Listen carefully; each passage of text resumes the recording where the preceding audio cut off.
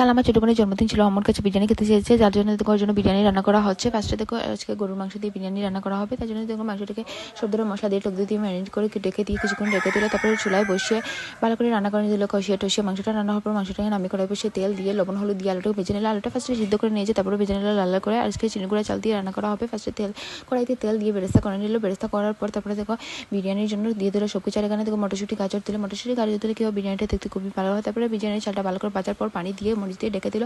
ঢাকার পর একটু ডেকে তুলে কিছুক্ষণ পর ঢাকনাতে তুলে পার করে নাড়িয়ে নিল। তারপরে আবার ডেকে দিল। তারপরে দেখো এটা তুলে মানে কিছু চাল তুলে তারপরে মাংস দিয়ে আলু দিয়ে যেমন লেয়ার করা হয় সেমনভাবে করা হবে। তারপরে আবার দিল বাটা, তারপরে আবার তুলে তারপরে মাংসটা দিয়ে দেবে, দিয়ে আলু দিয়ে দেবে, তারপরে বিরিয়ানির বাটা দিয়ে দিল।